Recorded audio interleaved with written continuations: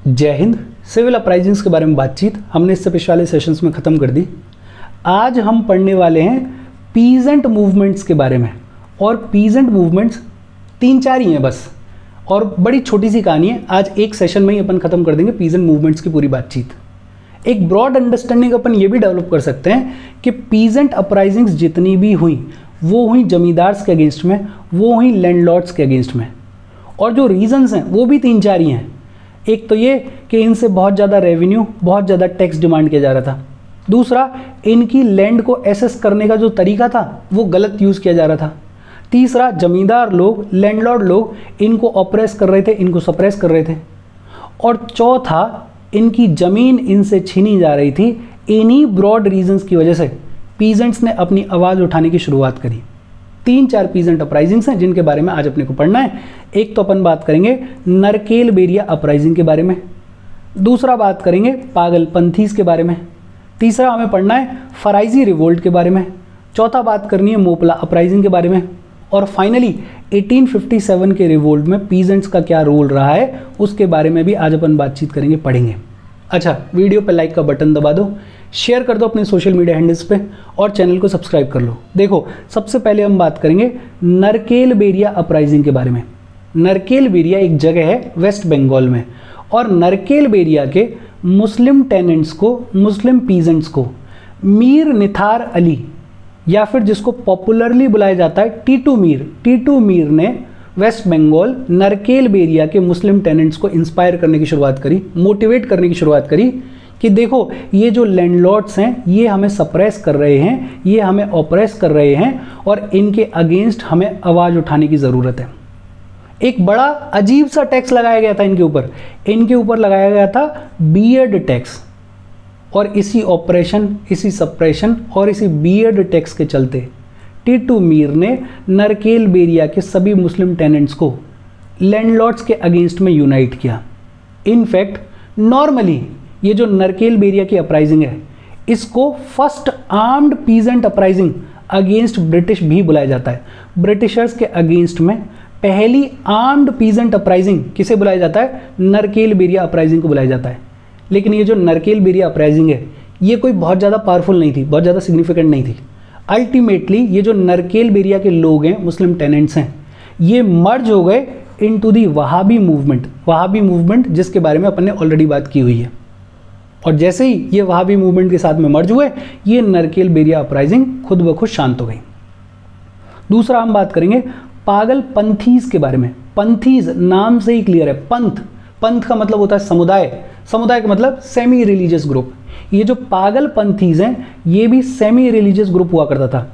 हजोंग और गारो tribes, Hajong tribes ये जो है वेस्ट बंगाल वाली साइड, नॉर्थ ईस्ट वाली साइड में मिलती हैं। इनका एक सेमी रिलीजियस ग्रुप हुआ करता था जिसे अपन बुलाते हैं पागलपंथीज। ये जो पागलपंथीज है इसके फाउंडर थे करम शाह। लेकिन जमींदार्स के अगेंस्ट में लड़ाई लड़नी है, ये जो यूनिटी है जमींदार्स के अगेंस्ट में, ये पागलपंथीज में आई अंडर करम शाह का बेटा टीपू ने ऑर्गेनाइज किया पागलपंथीज को to fight against the zamindars.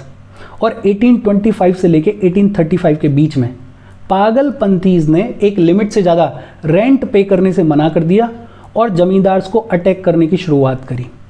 लेकिन पागलपंथीज भी बहुत ज़्यादा पावरफुल नहीं हुआ करते थे, और गवर्नमेंट ने बड़ा ब्रूचली, बड़ा वायलेंटली इनके इस मूवमेंट को, इनके इस अपराइजिंग को सप्रेस किया, ख़त्म किया।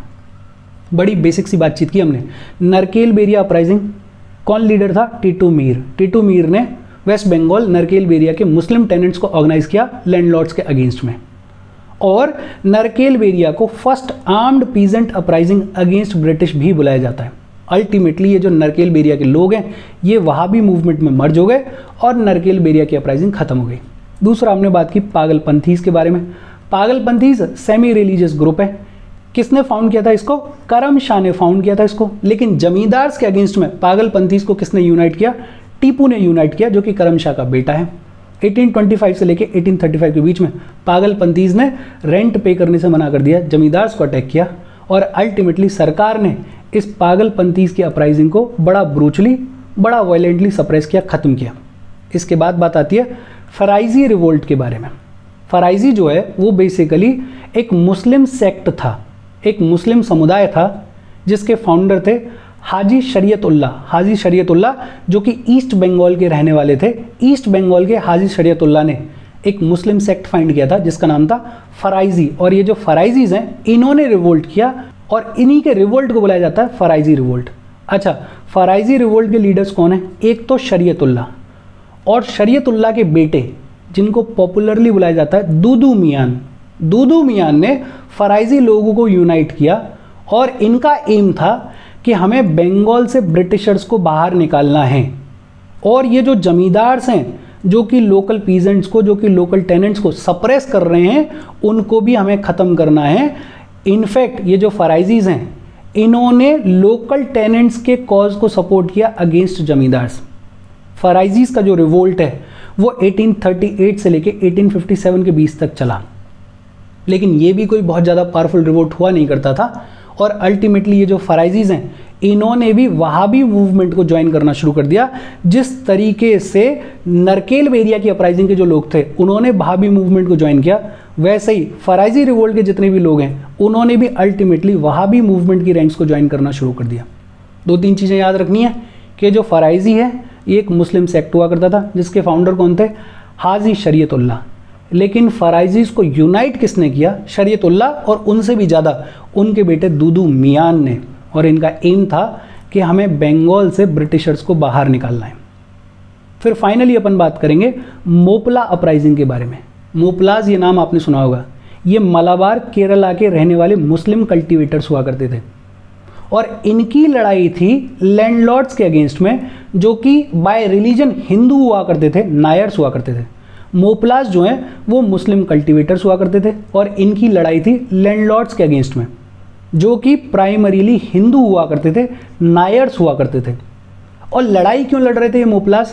बिकॉज रेवेन्यू डिमांड बहुत ज़्यादा की जा रही थी, इनके फील्ड के साइज़ को रिड्यूस किया जा रहा था, और ब्रिटिश ऑफिशियल्स इनको सप्रेस कर रहे थे, ऑप्रेस कर रहे थे। 1836 से लेके 1854 के बीच में इन मोपलाज ने लगभग 22 बार रिबेलियन करने की कोशिश करी, लेकिन इन 22 में से किसी एक बार भी ये लोग सक्सेसफुल नहीं हो पाए।